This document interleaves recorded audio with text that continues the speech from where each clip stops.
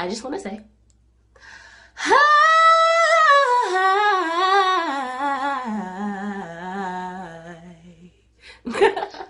Hello, everyone. My name is Byanca Parker. So, here we go.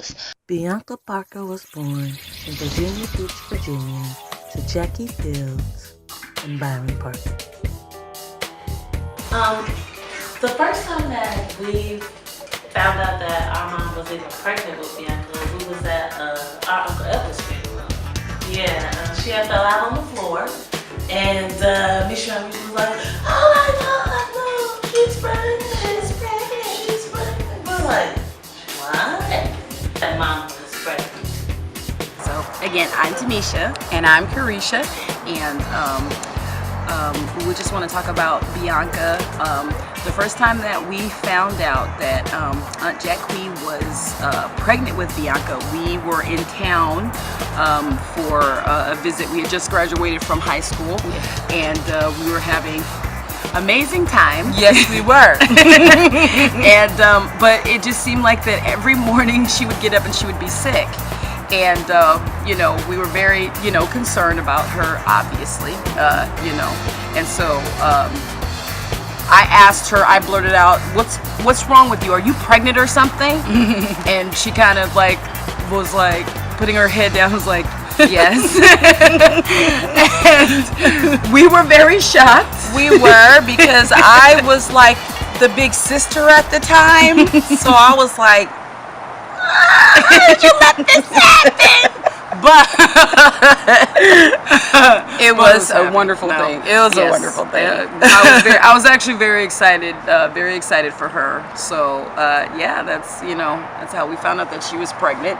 She was such a happy baby. I mean, we had almost a 12-year gap in between us. When my mom decided that she was going to get married to Byron, she moved us up to Virginia, and we met our god sisters to this day, Summer and Charlie. Truly love them forever, and that's how Byanca got two god sisters before she was even born, Summer and Shari. And she came out and she was always with us. Me, Lakia, Summer, Shari, Byanca. Hi everyone, my name is Summer. What did you just see? You ain't see that big ass bee? I told you, Byanca is controlling the bees. You didn't hear me tell you that? Don't tell me that mess. But it's true. Bees are like going extinct, and they've been around us like crazy. Bee nothing.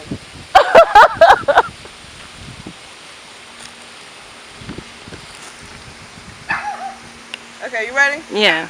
Part 2, take 2, and go. Hi everyone, I'm Summer Eckford, 1/3 or 1/4 of the sister clan here. So I met the twins very young. I was about 11, 12, whichever. Byanca was almost here, but she wasn't. So when she was born, she was a pretty good kid. She didn't really cry, she didn't really irritate me as much, only until we actually had to go out in public with her. And it was kind of a mall thing, and we were responsible for pushing her. And that came, we really test each other's friendships on that one, because no one wanted to drive a baby around in the mall when you're trying to pull numbers. So my sister, Shari, was always the last one to, you know, get that, but okay, well, I guess I'm gonna push her and I'll go without getting any numbers, and that's what that was. And we taught Byanca how to walk in like 7 months. She was always trying to pull herself up. I remember on several occasions she pulled the glass down on the dining room table one time. She pulled down our birthday cake when we turned 14. She was 2. She pulled it down right on her just so she could dig in there and start eating it all up. She was just a baby that wanted what she wanted, and she loved the camera. Yes, taking pictures. That was her thing. My first time meeting my cousin Byanca, we were in Cedar Hill at Uncle Jimmy's house, and this is when they lived off of 1382. She was a little baby. She too sweet. My first memory of meeting Byanca was when I came to Virginia to visit the twins and the family, and I saw her almost rolling off the couch. She was about to fall off the couch because she was, I don't know what she was trying to do, but that's my first memory of her. The first time I remember seeing Byanca was when she was 3 years old. She came to visit us in California for Easter. She had on the most cutest little dress, and she had the most beautiful smile ever. Oh, my favorite memory is when I lived with the kids and Aunt Jackie. And I used to just read stories to Byanca, put her to bed. And, I felt like she was just my little sister, and I used to just spend time with her and make sure she got on the bus, got off the bus, and make sure she ate and everything. Just took care of her and just loved her. And I just loved to spend time with her when she was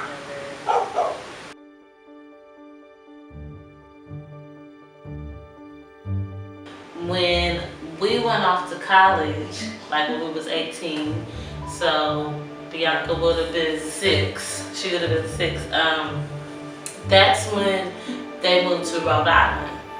And when we was in Rhode Island, we were about 19 when our parents had a vacation. And Byanca had gotten really sick, and we had to take her to the doctor.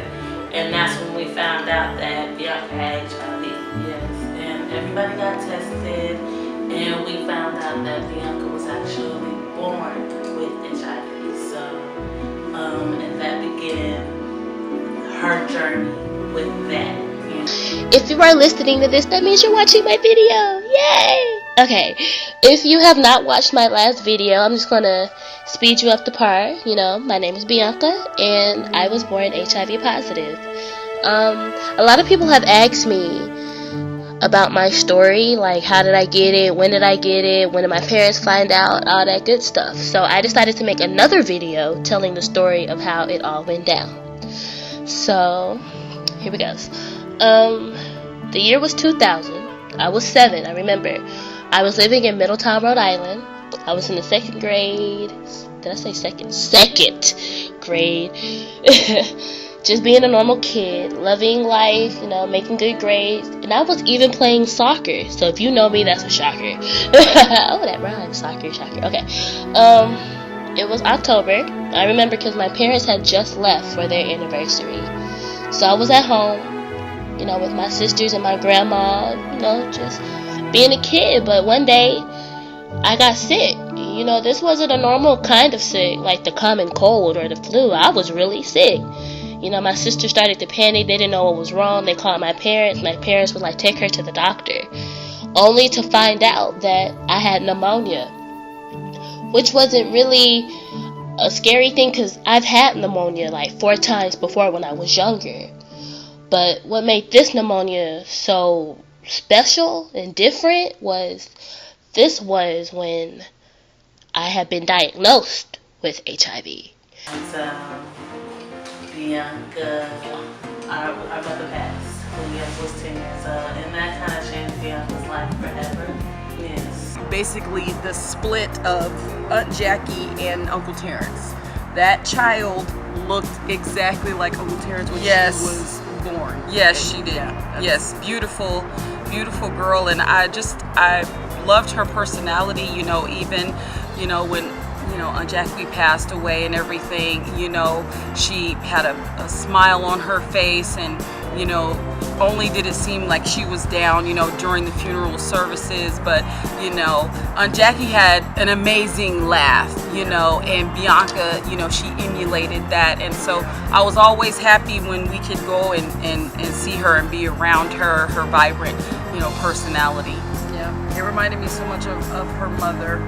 So she was, the past 13 years after that, was really, I believe, her finding her voice, and she did. I mean, I don't treat HIV like my enemy. I mean, I did, and that caused chaos and hell, and I didn't want to take my medicine, I didn't want to go to the doctor, I didn't want to do anything. But I learned that when I can help people with it, I meet people daily well, not daily, well, all the time, that are new to it. And I want them to know that it's okay. It's not okay to get it, but it's okay. It's going to be okay. How about that? Like, she became an advocate, and she became a social media, spokesperson, and she became a motivational speaker. Let it go. Let it roll right off your shoulders. You should know the hardest part is over. Let it in, yeah.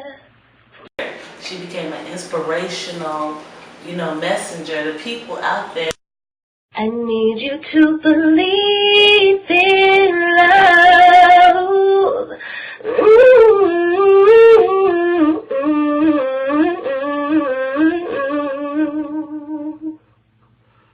needed to hear, pleasantries every day. There's people who need to hear that good morning, and that, somebody's thinking about you, and that, hey, if no one told you I love you, I love you. So she was good for that every day, and she uplifted a lot of people, a lot of people. Yeah. Just want to say that I love you. I hope everyone has a great day today, okay? Love you. Hi, I'm Uncle Gerada, and one of my first memories of Byanca is when I lived with them in Newport, Rhode Island, and I gave her first birthday party when she was age 9, and she was so happy. She celebrated her first birthday party. I was her favorite uncle, of course, at the age of 9, and it was just a great time. We partied outside. We had a wonderful time, and I think she really enjoyed it. So. In the choir, she was definitely in the choir, and she sang. That was something that she did a lot in high school, because I remember going to a lot of her concerts and listening to her sing, and everyone always felt like she had such a beautiful voice, and she had one of those voices that was unheard. Like, she never got to be that big bright star that she was meant to be, because she left too soon. If you should ever find someone new, I know you better be good to you. 'Cause if he doesn't, I'll be there. Memorable moment of Byanca would definitely have to be her smile, her loving personality, and her voice. She had an amazing, beautiful voice, and I'll never forget that. She was an excellent singer, and I've always tried to encourage her to go after being a professional singer, because she has such a beautiful voice. And I always thought the highest of her talent. I thought her talent was the greatest talent ever. And she had an amazing voice. I mean, I didn't even know that voice was in that little frame. Right. That little short body. Yes.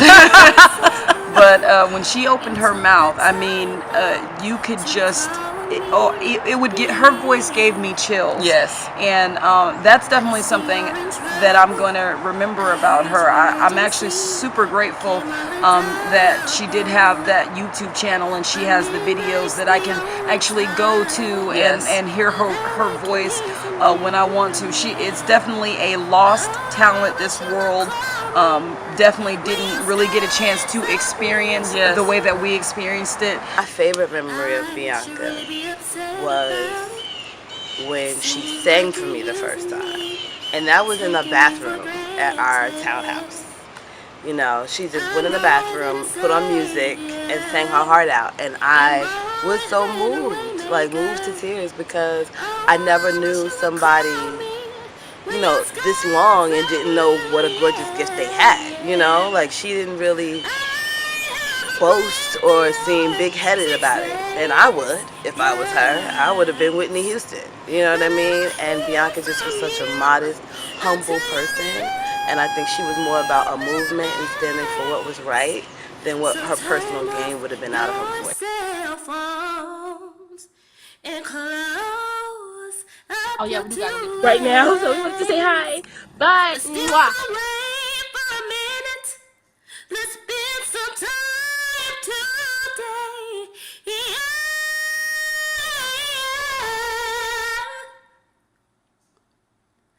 Don't wait till No matter what, you'll always be my baby. So, by her being an advocate and a singer, she did graphic design. She had started going to school at AIU for graphic design, and she was really excited about that. During the later part of her life,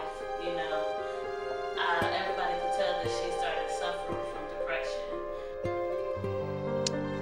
Well, hi everyone. Excuse what the whole wretchedness I am at home.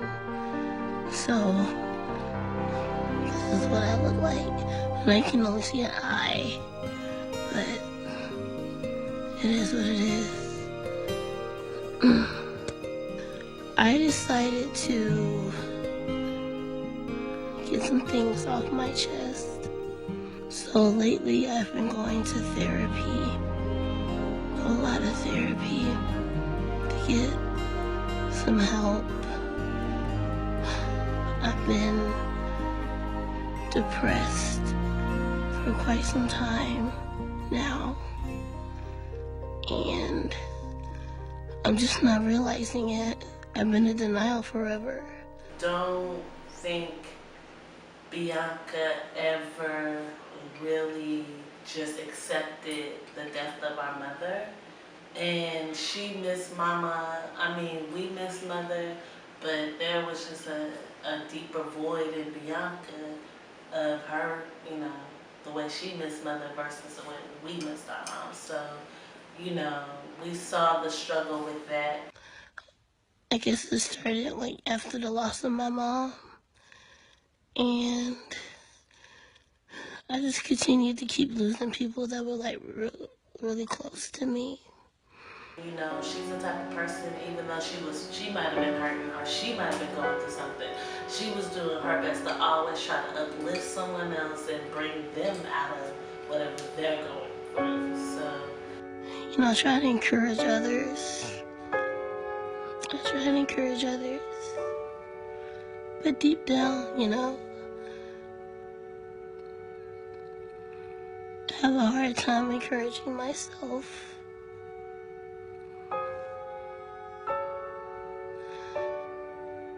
It's funny because it's like I always have the right words to say to people, but I don't have the right words to say to myself. I'm a Christian. I am a firm believer that God would never ever put me in a situation where I can't get myself out of. I'm not trying to cry. But sometimes I just wake up and I just wish I was like everybody else. And some people look at me, they're so strong. I have no idea how much I just want to go into a corner and cry. I'm sorry. She was a catalyst for a lot of people changing their lives around and just trying to do better. And I've gotten plenty of messages and plenty of testimonies and plenty of things that people have told me that Byanca did for them on a daily basis, and that is awesome. Hi, Byanca Parker. My name is Chrisette Michelle, and I just wanted to give you a word of encouragement and love. I'm backstage at my show, Married But Single, but I wanted to take a moment out to let you know that I love you and I'm thinking about you, and I'll be praying for you. So much love and so much peace to you from me. Peace. I get, and that makes her very admirable to me. She's definitely an angel. There's no doubt in my mind, if somebody was to aspire to be that pure, she would be definitely the picture perfect person for that. So by her, it's like sometimes me and her, we would just go have girl day and go get manicures and pedicures, or she texts me or call me to encourage me, tell me it's gonna be all right, it's gonna be okay. Because she's had asthma for years, and I just got asthma, so she's calling and encouraging me and texting me, telling me about taking my medicines and the things that I need to do. And I really appreciated that from her, and it was kind of a role reversal, because usually it's us telling her, but here she is telling me, and it made a big impact on my life. I love her, and I know she's in a better place. I know she's happy now, and I'll see her again.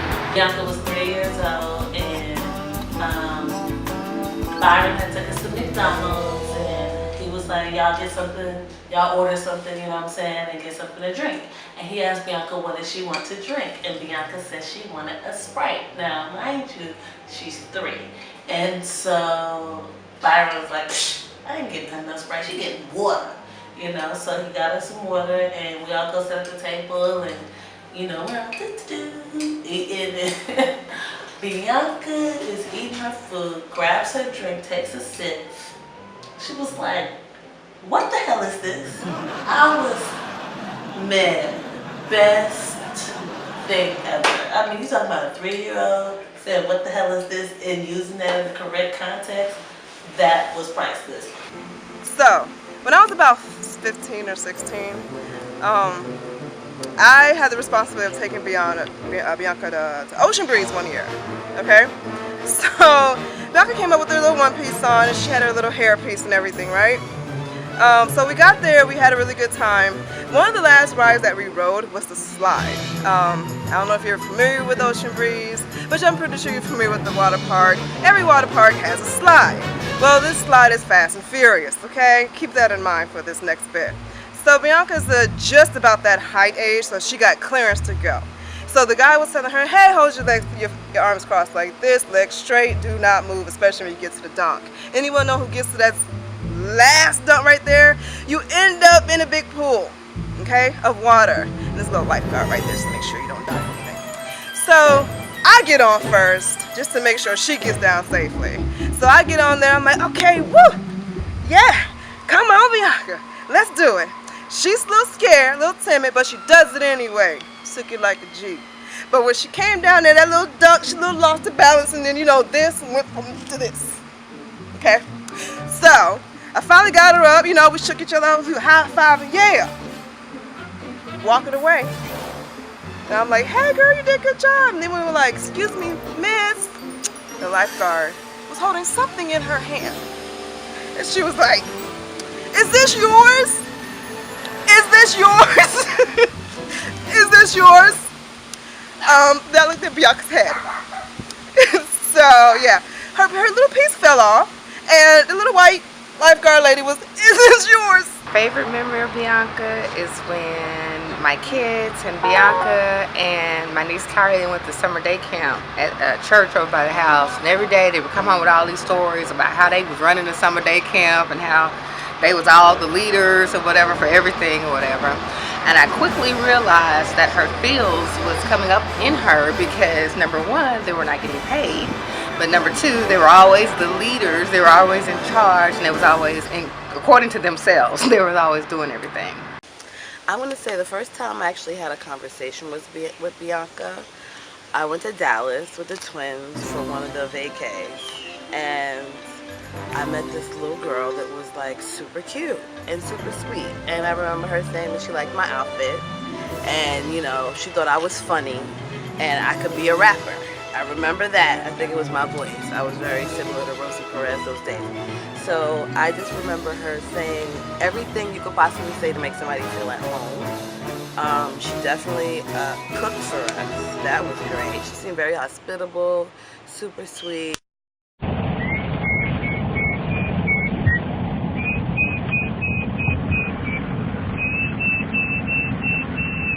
I love you, Daddy. I love you more. I think so. Uh-huh. Play a slow jam, baby. Play it for me. Play it for me.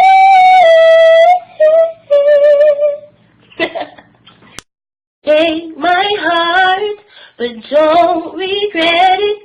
take it up a notch if you ain't scared.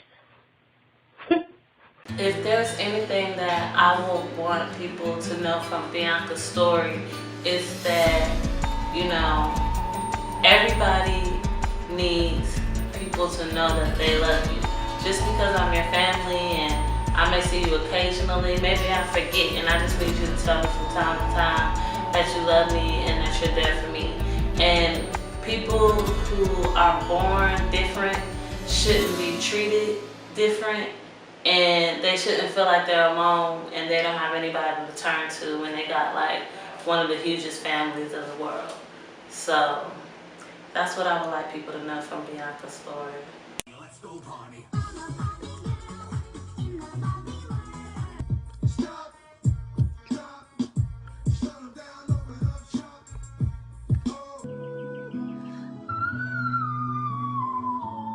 Oh yeah, we do gotta go get right now. So we wanted to say hi. Bye. Mwah.